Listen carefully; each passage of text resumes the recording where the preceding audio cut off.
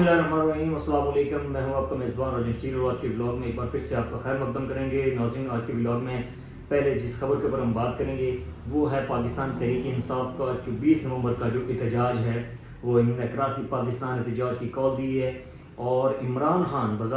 बज़ाहिर इमरान खान साहब की जानिब से ये कॉल पूरे पाकिस्तान को दी गई है कि वो निकलें। एक ये रास्ता है एजुकेशन का, मूवमेंट का, कि वो अक्रॉस दी पाकिस्तान लोगों को मोबिलाइज़ करें और इस्लामाबाद की तरफ वो रुख करें और जो मुल्क के अंदर जो फस्तायत है, ये जो अकरब परवरी है, जो लाकानूनियत है, इसकी फ़ज़ा को अगर ख़त्म करना है और नौजवानों को अगर अपने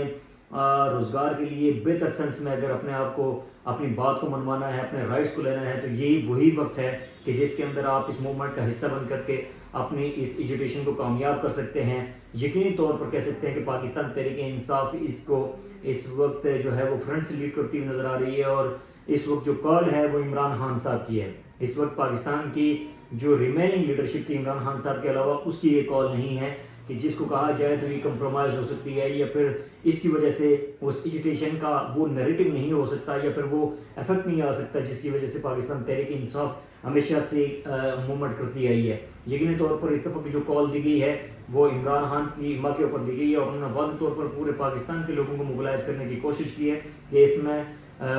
शोबा हाई ज़िंदगी से तल्लुक़ रखने वाला हर शख्स जो है वो पार्टिसिपेट करे, क्योंकि ये जो मूव है वो पाकिस्तान की बेटरमेंट के लिए मूव है। ये मूव है जो पाकिस्तान की सिटीज़न की बेटरमेंट के लिए ये मूव हो सकती है। यकीन तौर पर पाकिस्तान तहरीक इंसाफ यही नैरेटिव जो है अपनाए हुए है कि वो आम पाकिस्तानी जो आम सिटीज़न है उसके राइट के लिए बाहर निकल रही है। जो मुल्क के अंदर लाकानूनियत है या मुल्क के अंदर जिस तरीके से जो फस्तायत की एक फ़ज़ा बनी हुई है और जिस तरह से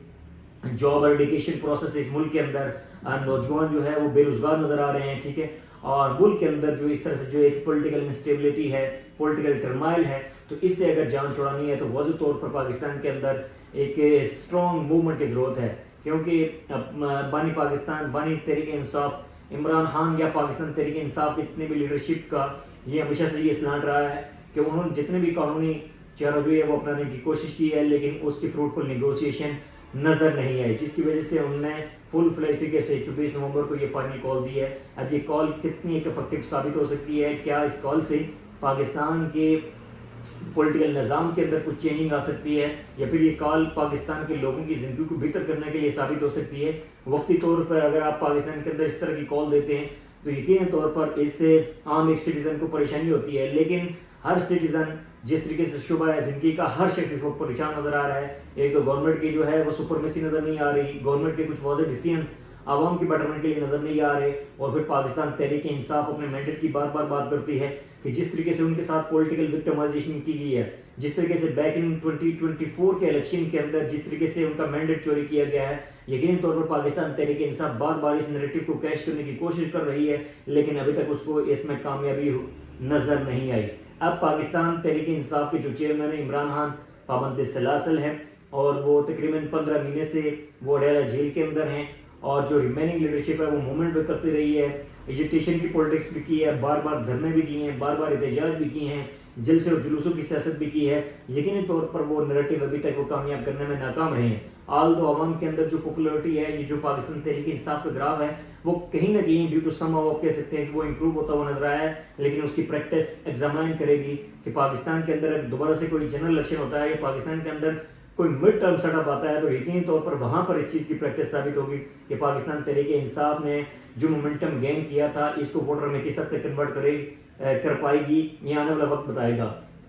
अभी इस हवाले से आज एक आम डेवलपमेंट हुई है। पाकिस्तान तहरीक इंसाफ के कुछ रहनुमाओं ने इमरान खान साहब के साथ डेरा जेल के अंदर मुलाकात भी की है और वाज़ेह तौर पर उसी नैरेटिव को दोबारा से कल्टिवेट किया गया है कि 24 नवंबर की जो कॉल है उसके ऊपर पूरे पाकिस्तान की जो पाकिस्तान तहरीक इंसाफ के लीडर्स हैं या रहनुमा है वो मूवमेंट करें, लोगों को मोबिलाइज करें और आवाम की बेटरमेंट के लिए लोगों को निकालें। अब गवर्नमेंट भी आवाम की बेटरमेंट की बात कर रही है और फिर पाकिस्तान तहरीक इंसाफ के लोग भी आवाम की बेटरमेंट की बात कर रहे हैं। अब ये आवाम की बेटरमेंट की जो बात है वो हकीकी सेंस में कौन कर रहा है? पाकिस्तान तहरीक इंसाफ के लोग कर रहे हैं, जिनके साथ वो कह रहे हैं किसान भी हैं, जिनके साथ स्टूडेंट्स भी हैं, जिनके साथ मजदूर भी हैं, जिनके साथ डेली वेजेस वाले लोग भी हैं, डॉक्टर्स भी हैं, नर्सिंग हैं, वो कह रहे हैं शुबा है ज़िंदगी से तल्लुक़ रखने वाले तमाम के तमाम लोग इससे तहरीक का हिस्सा बनेंगे और इस तहरीक को एक स्ट्रेंथन किया जाएगा, अक्रॉस दी पाकिस्तान इस मूवमेंट को किया जाएगा, इस्लामाबाद की तरफ जो है वो इस मूवमेंट का आगाज़ किया जाएगा और लेटर ऑन इसका اسلام آباد پہنچنے کے بعد ڈسکس کیا جائے گا کہ اس کا دائرہ کار کیا ہوگا. ہمیں آنے والا وقت بتائے گا. 24 نومبر کو یہ تحریک کس حد تک افیکٹو ثابت ہو سکتی ہے. تحریکیں نکالنا، احتجاج کرنا اور جلسہ جلوس کرنا ہر پارٹی کا رائٹ ہے. یہ اس کا کنسٹیٹیوشن پاکستان کا اس بات کی اجازت دیتا ہے، لیکن پاکستان کے اندر انارکی نہیں ہونا چاہیے. پاکستان کے پولیٹیکل نظام کو جو ہے وہ ہٹ نہیں ہونا چاہیے. پاکستان کا جو میوچل انٹرسٹ ہے اس کو ڈیمیج نہیں ہونا چاہیے. پاکستان کی انٹیگریٹی کو ڈیمیج نہیں ہونا چاہیے. پاکستان کی املاک کو نقصان نہیں پہنچنا چاہیے. پاکستان کے عام سٹیزن کو اس کا نقصان نہیں ہونا چاہیے، کیونکہ یہ پاکستان ہمارا ہے. پاکستان تحریک انصاف والے لوگوں کا بھی ہے. پاکستان جو ہے وہ پاکستان کے اندر گورنمنٹ کرنے والے لوگوں کا بھی ہے اور ایک عام سٹیزن کا بھی ہے، کیونکہ یہ ملک ایبسولوٹ ہمارا ہے اور اس ملک کے اندر اس ملک سے ہماری بقا ہے. یقینی طور پر ہم کوشش کریں، ہر بندہ یہ کوشش کرے کہ احتجاج کرنا ان کا فنڈامنٹل رائٹ ہے، وہ احتجاج کریں، لیکن آئین و قانون کے دائرہ کار کے اندر رہتے ہوئے کسی کو نقصان نہ پہنچائیں. یقینی طور پر یہ ملک کی بیٹرمنٹ کے لیے ہو سکتا ہے، یہ آپ کی اپنے فیوچرسٹک اپروچ کے لیے بیٹر ہو سکتا ہے، کیونکہ الٹیمیٹ یہ ملک ہے تو ہم ہیں، یہ ملک ہے تو اس ملک کی سلامتی ہے تو ہمارے پولیٹکس ہے، یہ سب کچھ اس ملک کے ساتھ ہے. تو